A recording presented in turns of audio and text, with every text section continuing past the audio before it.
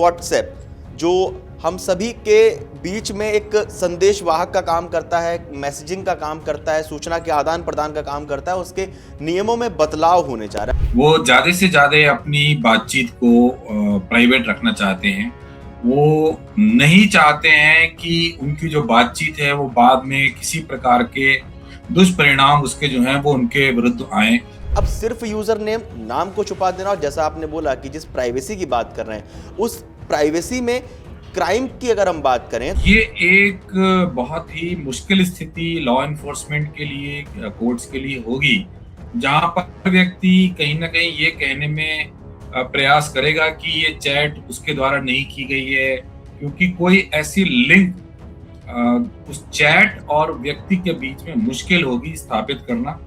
ये काफी चैलेंजिंग हो जाएगा। साइबर लॉज क्या कुछ कहते हैं इन चेंजेस को लेके? भारत में जो सोशल मीडिया प्लेटफॉर्म्स हैं वो हाईली डीरेगुलेटेड हैं, और जो थोड़ा बहुत रेगुलेशन है भी, लॉज जो हैं भी,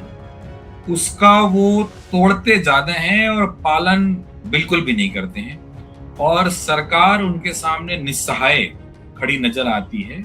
या उनको सपोर्ट करती नजर आती है। सांप्रदायिक दंगे भी हो सकते हैं, गलत सूचनाएं पहुंच सकती हैं, लोग इकट्ठे हो सकते हैं, तोड़फोड़ की घटनाएं हो सकती हैं। नमस्कार, मेरा नाम है मृत्युंजय और आप देख रहे हैं अमरउजाला.com। एक खबर सामने आई कि व्हाट्सएप जो हम सभी के बीच में एक संदेश वाहक का काम करता है, मैसेजिंग का काम करता है, सूचना के आदान प्रदान का काम करता है, उसके नियमों में बदलाव होने जा रहा है। वो नियम क्या है, क्या नियम बदलने वाला है? हमारे साथ अनुज अग्रवाल जी जुड़े हुए हैं, उनसे जानेंगे, समझेंगे कि आखिर ये जो नया नियम बदला जा रहा है, पहली बात तो ये नियम है क्या, और नियम बदलने के बाद व्हाट्सएप किस तरह से काम करेगा, इस नियम के प्रोज एंड कॉन्स क्या है, साइबर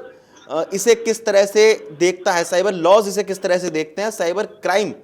जो होते हैं उनमें ये जो नियम आ रहा है वो किस तरह से प्रोज और कॉन्स की भूमिका निभा सकता है। अनुज जी, बहुत बहुत स्वागत है आपका। अनुज जी, पहला सवाल यही है कि आखिर ये नियम है क्या?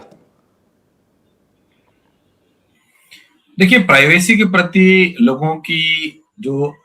जानकारी है, जो रुझान है वो बढ़ता जा रहा है। वो ज्यादा से ज्यादा अपनी बातचीत को प्राइवेट रखना चाहते हैं।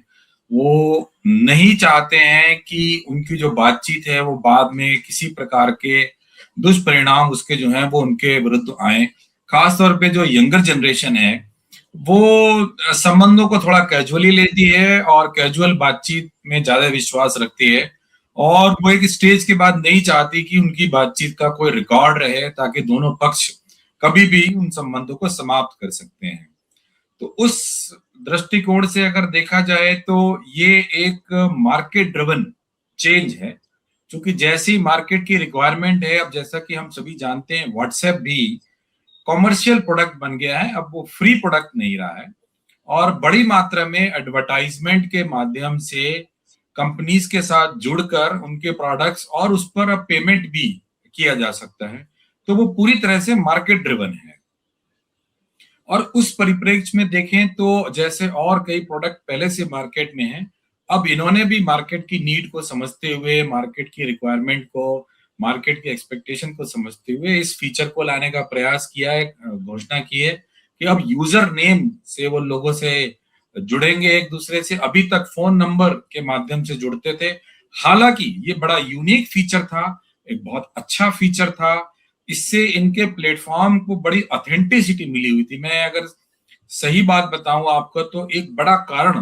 व्हाट्सएप की विश्वसनीयता का और उसकी बड़ी मात्रा में जो इस्तेमाल है दूसरे प्लेटफॉर्म्स के मुकाबले में, और सरकार की ओर से भी कहीं ना कहीं जो इंस्टीट्यूशंस हैं, आरबीआई ने उसको पेमेंट इत्यादि का पूरा गेटवे दिया, सुविधा दिया, तो वो उनकी विश्वसनीयता को चलते हुए ही था। सवाल यही है अनुज जी, जिस विश्वसनीयता की आप बात कर रहे हैं वो विश्वसनीयता कैसे टूटती हुई नजर आ रही है? कहाँ पे वो लूप होल नजर आ रहा है इस नियम में? अगर यूजर नेम से कोई आईडी लॉगिन कर रहा है और मोबाइल नंबर से आईडी लॉगिन कर रहा है, जैसा आपने बोला कि जो विश्वसनीयता जो व्हाट्सएप ने बनाए रखी थी मोबाइल नंबर से, ताकि हर किसी को पता चल जाता था कि हाँ ये एक ऑथेंटिक पर्सन है, ये जो आईडी है उसकी पहचान ये है। उस फोन नंबर को उठा के दूसरी जगह सर्च भी करते थे लोग कि हाँ, ट्रू कॉलर वगैरह पे चेक भी करते थे कि किस नाम से आईडी है। और उस पर नाम भी लिखा आता था। ऐसा नहीं होता था कि पहले यूजर के पास नाम लिखने का ऑप्शन नहीं था, नाम और मोबाइल नंबर दोनों का ऑप्शन था। लेकिन अब सिर्फ यूजर नेम, नाम को छुपा देना, और जैसा आपने बोला कि जिस प्राइवेसी की बात कर रहे हैं उस प्राइवेसी में क्राइम की अगर हम बात करें तो चूंकि व्हाट्सएप चैट्स जो है वो कोर्ट में भी पेश होती हैं कि किस तरह की चैट की गई। तमाम केसेस ऐसे हुए हैं कि चैट्स के आधार पे ये माना गया कि हाँ इस तरह के मंसूबे बने, इस तरह की चर्चाएं की गई। तो अब जब वो सारी चीज़ें इतनी प्राइवेट हो जाएंगी तो इस टेक्नोलॉजी का जो चेंज है इसके कॉन्स क्या कुछ आपको नजर आ रहे हैं, क्या कुछ प्रोज नजर आ रहे हैं? देखिए, फोन नंबर किसी को भी इशू किया जाता है तो उसका केवाईसी टेलीकॉम कंपनी वाले करते हैं, और कोई ना कोई आईडी जैसे आधार कार्ड या voter ID, driving licence, passport इत्यादि जरूर लेते हैं। और अमूमन इसी तरह की प्रक्रिया विदेशों में भी अपनाई जाती है। तो जब भी किसी को फोन नंबर के माध्यम से व्हाट्सएप कनेक्ट करता था तो एक ऑटोमेटिक ऑथेंटिसिटी दो यूजर्स के बीच में भी थी, और कभी अगर लॉ एनफोर्समेंट को किसी व्यक्ति तक पहुंचना होता था, उसका बारे में जानकारी रखनी होती थी, किसी की शिकायत होती थी, तो इन सब चीजों को फोन नंबर्स के माध्यम से आइडेंटिफाई करना बहुत आसान था, संभव था। अब अगर ये आ जाएगा कि व्हाट्सएप के द्वारा ही, प्लेटफॉर्म के द्वारा ही एक यूजर नेम आपको दिया जाएगा, यूजर्स को दिया जाएगा, जिसके पीछे कोई ऑथेंटिकेशन मैकेनिज्म नहीं है,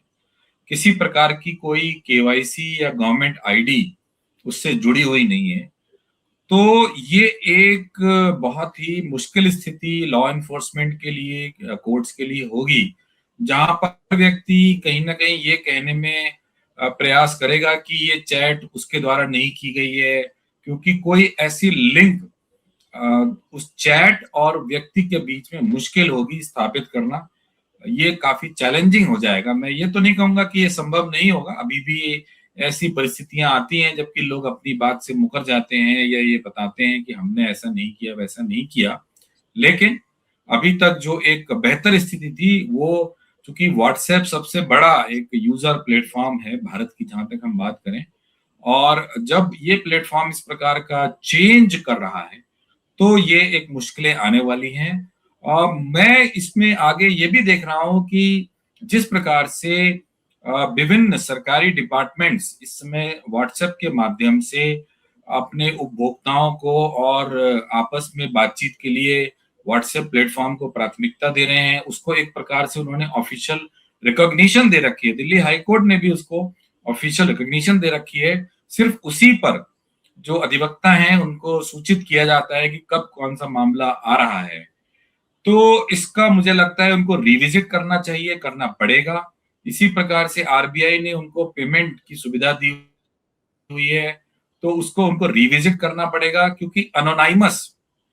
पेमेंट की स्थिति में निश्चित रूप से डिस्प्यूट होने पर, कोई समस्या होने पर आरबीआई किसी भी स्तर पर ये नहीं जान पाएगा कि वो पेमेंट किसने किया है, और ऐसे में क्राइम बढ़ सकता है, क्रिमिनल सिंडिकेट इसको मिसयूज कर सकते हैं, और ये काफी खतरनाक साबित हो सकता है। बिल्कुल सर, लास्ट में एक आखिरी सवाल, जो चूंकि आप साइबर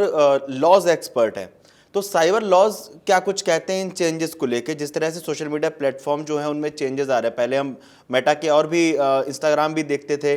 फेसबुक भी देखते थे, लेकिन अभी जिस तरह से जो चेंजेस आ रहे हैं, तो इन चेंजेस को, जैसा आपने बोला कि व्हाट्सएप पूरी तरह कमर्शियल हो गया है, तो क्या सारे चेंजेस सिर्फ एक बिजनेस स्ट्रेटेजी से ही हो रहे हैं, सोशल इम्पैक्ट को बिना देखे हुए? लॉज किस तरह से इन्हें देखता है?